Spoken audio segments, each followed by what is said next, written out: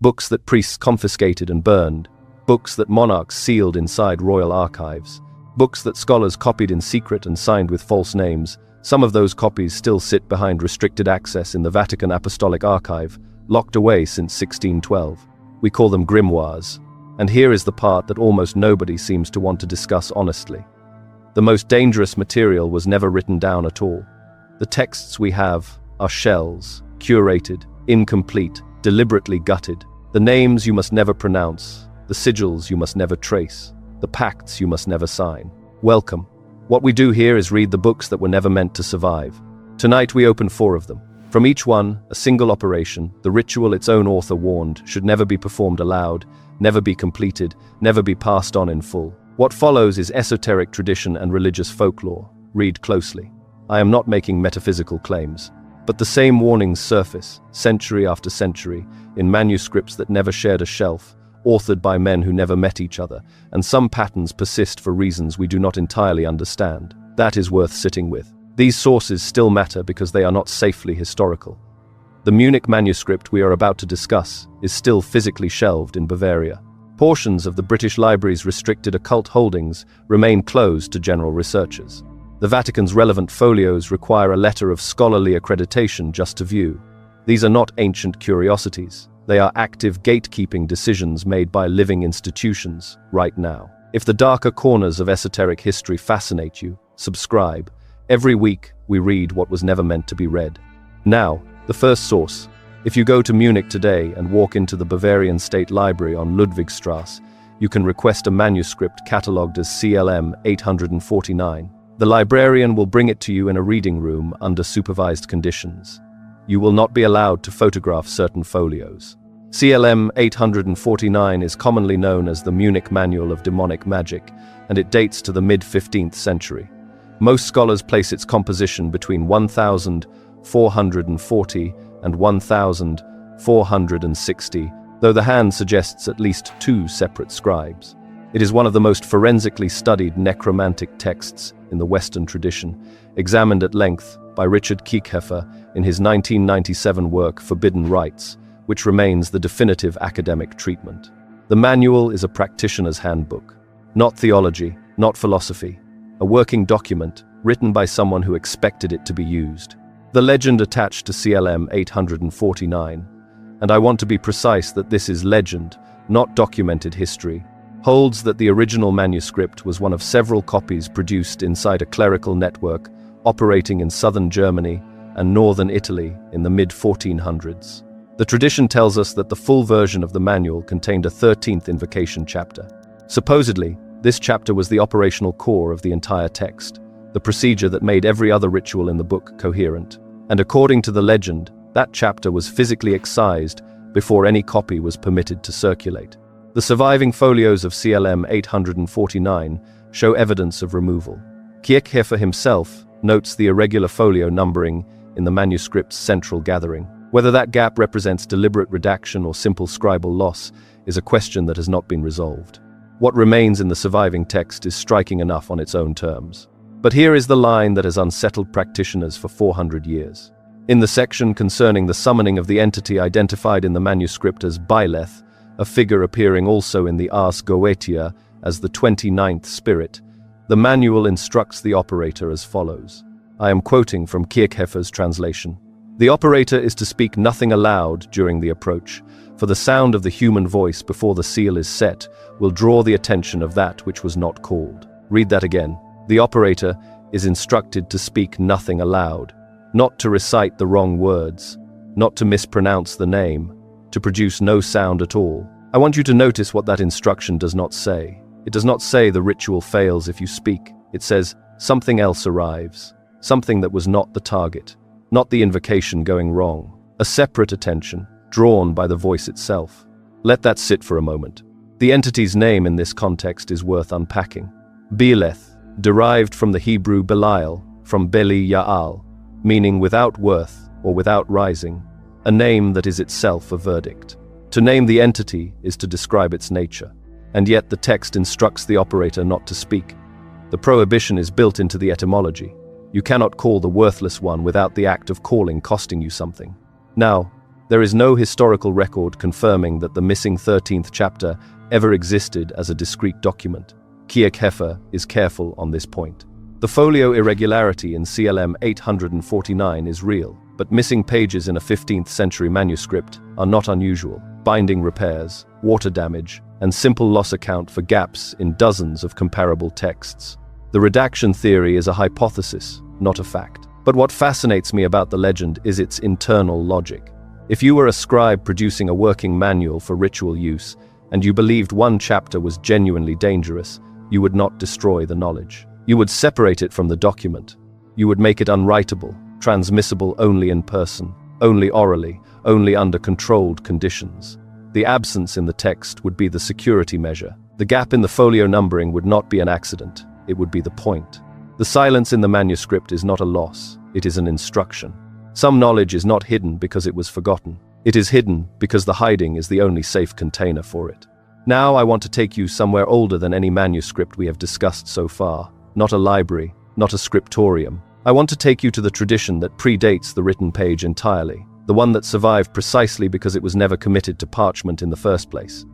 We are talking about the Lilith current, and the specific textual thread I want to pull runs through a cluster of Kabbalistic and Babylonian source material, cross-referenced by scholar Raphael Patai in his 1967 work, The Hebrew Goddess, and traced further back by Judith Blair in her 2009 analysis, De-Demonizing the Old Testament, published through the Forschungen zum Alten Testament series. The material Patai assembles draws on Babylonian incantation bowls, physical clay artifacts, some dated to the 5th and 6th centuries of the Common Era, that were excavated from sites across modern-day Iraq and are now distributed between the British Museum, the Vorderasiatisches Museum in Berlin, and several private collections. The tradition tells us that Lilith is not a demon in the way popular culture understands the word. The legend describes her as a current, a force that moves between the planetary spheres of Saturn and the Moon, the two celestial bodies associated in the ancient world with time, death, the tides of the body, and what the Kabbalistic texts call the kuliphoth, the shells or husks of exhausted divine light. Supposedly, the necromantic mirror work described in fragments of these incantation bowl traditions required two timing keys, the day of Saturn and the hour of the moon, to align before the working could be performed. The legend continues by specifying that the operator was required to bring blood to the working, not symbolically, physically. And here is the part that is consistent across multiple independent manuscript traditions. Those two keys, the exact quantity of blood and the precise astronomical alignment, were never written down. The framework survives, the mechanism does not. But here is the instruction that stops serious scholars cold when they encounter it. In one of the compiled Aramaic bowl texts, transliterated and analyzed by Dan Levenet in his 2003 catalogue A Corpus of Magic Bowls, the operator is directed to perform the core working, and I am quoting the translation directly here, in silence and in secret.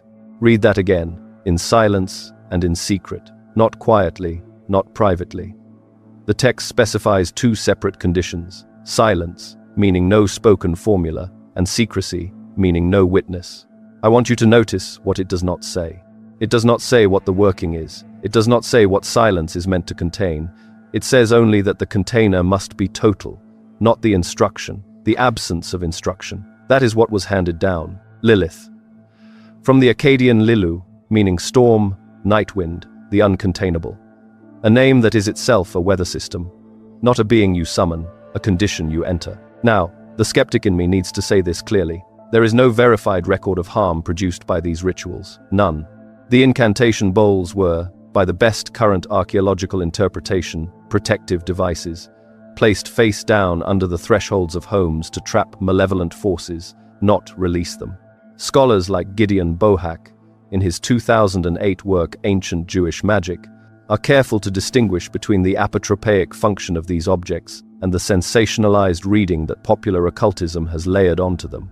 But what fascinates me about the omission pattern is its consistency. Across Aramaic bowls, across Kabbalistic fragments, across the crossroads, rite traditions associated with Saturn and Mars days, every single surviving text gives you the frame and withholds the center. That is not accident. That is architecture. The silence around Lilith is not a gap in the record. It is the record. And now that current, nocturnal, planetary, older than any single manuscript tradition, flows directly into something you might not expect: a Greek hillside, a torchlit procession, and an oath that 23 centuries of scholars have never been able to fully break. Step back much further now, further than Babylon, further than the incantation bowls. I want to travel with you to a place you can still visit today, a site about an hour northwest of Athens, in a town called Eleusis, population roughly 30,000, unremarkable on first glance, home to a petrochemical refinery and a national archaeological museum. But underneath that town, and in the museum's display cases, and in the scholarly literature stretching from the 19th century to the present, sits one of the most documented and least understood silences in the history of human religion. We are talking about the Eleusinian mysteries, running continuously, by the best current estimate, from approximately the 7th century before the Common Era until the sanctuary was destroyed by the Visigoth general Alaric in 396 of the Common Era. Over 1,000 years of annual initiations. The primary scholarly framework for understanding the tradition comes from Karl Karenyi's 1967 study, Eleusis, Archetypal Image of Mother and Daughter, and from Walter Burkett's 1987 work, Ancient Mystery Cults, published by Harvard University Press. Here is what the tradition tells us. Every year, initiates, called Mistai, traveled the sacred way from Athens to Eleusis, a procession of roughly 22 kilometers, fasting, singing, carrying torches. The legend continues. Inside the Telesterion, the great hall of initiation, something happened. Something that, by all surviving accounts, permanently changed the people who experienced it. The philosopher Pindar, writing in the 5th century before the Common Era, reportedly said that those who had seen the mysteries died with a different relationship to death itself. Supposedly, the experience was not symbolic. The tradition tells us it was understood by initiates as an actual encounter, with what, exactly, no primary source will say. And that is the entire point, because the initiates were bound by an oath, not a social convention, a sworn, formal oath of silence. And in over 1,000 years of initiations, across tens of thousands of participants that included Plato, Aristotle, Cicero, and the Emperor Marcus Aurelius, that oath was never broken in writing. But here is the line from ancient literature that I find more unsettling than any description could be. The travel writer Pausanias, writing in the 2nd century of the Common Era in his description of Greece, a text that survives intact and is held in multiple manuscript traditions, arrives at Eleusis, approaches the sanctuary, and then stops. He writes, and I am quoting the standard English translation, "A dream forbade me to describe what lies within." Let that sit for a moment. A dream forbade me. Not a priest, not a law, not a threat of punishment, a dream. I want you to notice what that framing does. Pausanias is a meticulous, often skeptical travel writer. He describes temples, measurements, local politics, disputed histories. He is not a mystic. And yet at the threshold of Eleusis, the most detailed travel writer of the ancient world simply stops. The instrument of silence is not external. It is internal. That is the tradition doing its work. Mystis, from the Greek maiain, to close the lips, or, in some usages, to close the eyes. The initiate is defined not by what they know, but by what they have sealed. A closed mouth, a closed eye. The name is the act. Now, the skeptic's counter-argument here is strong and worth taking seriously. Many scholars, including Fritz Graf in his 1974 work Eleusis and Die Orphische Dichtung, have argued that the silence around the mysteries is not evidence of suppressed content, but simply of scarce sources. People did not write about it because writing about private religious experience was not a common ancient practice. That is a fair point, but here is what I find more compelling. The sources are not scarce because they were lost. They were never created. Across 1,000 years of Greek literacy, a culture that produced the Iliad, Platonic dialogues, detailed medical treatises, architectural manuals, not one initiate wrote a description of the central experience. Not one. That is not scarcity. That is discipline at civilizational scale. The absence at Eleusis is not a hole in the archive. It is a wall that was built, maintained, and handed down for 30 generations. And that pattern, the institutional, deliberate, sustained production of silence, does not end with ancient Greece. It accelerates, it professionalizes, it acquires administrators, which is exactly where we are going next. If you were to sit down with 10 of the most significant manuscript traditions in the Western occult canon, not pop occultism, not mass-market grimoires, but the serious scholarly editions, you would notice something that no single catalogue entry will tell you. You would have to hold all 10 in your head simultaneously and look at the shape of what is missing. That is what I want to do with you now. The scholars who have done this work most rigorously include Frank Claassen, whose 2013 book, The Transformations of Magic, published by Penn State University Press, mapped the transmission patterns of ritual manuscripts from the medieval period through the early modern, and Joseph Peterson, whose ongoing Esoteric Archives project has catalogued and cross-referenced manuscript variants across dozens of traditions. What both researchers independently document, without necessarily framing it this way, is a pattern. In over 10 major manuscript traditions, including the Key of Solomon, the Lemegeton, the Sworn Book of Honorius, the Munich Manual, and the Picatrix, there are demonstrably missing core chapters. Not damaged folios, not copyist errors, structured, architectural omissions. The legend surrounding these absences is consistent across traditions. Supposedly, the compilers of these texts operated within informal but strictly maintained hierarchies, what the tradition tells us were called inner and outer courts of knowledge. The outer court received the framework, the prayers, the planetary tables, the names of spirits, the timing of operations. The inner court held the actual procedural heart of each working. The legend continues. Initiation into the inner court was oral, never written, and the written text was deliberately constructed to be complete enough to seem complete, while actually functioning as a map with the destination removed. Here is the line I keep returning to. In the preface to one compiled manuscript variant of the Key of Solomon tradition, the specific variant analyzed by S. Liddell MacGregor Mathers, in his 1889 published edition, drawing on British Museum manuscript, additional 10862, the compiler writes, and I am quoting, "What follows is the shell. The heart is not here." I want you to notice that this is not an apology. It is not a disclaimer. It is an instruction. What follows is the shell. The heart is not here. Read that again. The compiler is telling you, in the opening lines of the text, that the text is incomplete by design, not by loss, not by accident, by design. The shell, not the symbol of the shell. The actual architectural relationship between exterior and interior, the thing you can hold, and the thing that cannot be held. Grimoire, from the Old French grammaire, a grammar. A system of rules for constructing meaning, but a grammar with missing verbs. You can have every noun, every adjective, every structural rule, and still be unable to form a single complete sentence. That is what these texts are, not corrupted grammars, intentionally incomplete ones. Now, the skeptical reading here is important, and I want to give it full weight.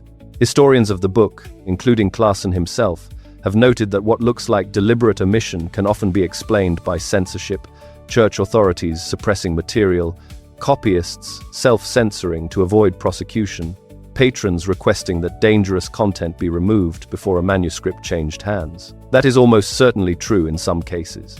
But here is what the censorship explanation cannot account for. In traditions where no external censorship authority existed, private manuscripts never intended for circulation, personal working notebooks, texts that never left a single practitioner's possession, the same pattern of omission appears, the same missing center. Censorship and self-censorship produce identical silence, and that is the point. It does not matter which mechanism produced the gap is there, across 10 traditions, across 5 centuries. Over half of serious documented practitioners, when surveyed by Claassen's qualitative analysis, withheld full procedures even in private records. The silence is not a product of fear, it is a product of judgment. Someone decided, in each case, that the text should stop exactly here. And then the next person who inherited the text made the same decision. And the next. What you are holding, every time you pick up one of these texts, is not a book. It is a series of decisions about what a book should not contain. And those decisions, it turns out, have been pointing at you this entire time. I need to pause here and flag a conflict in the brief before writing anything that would fail again.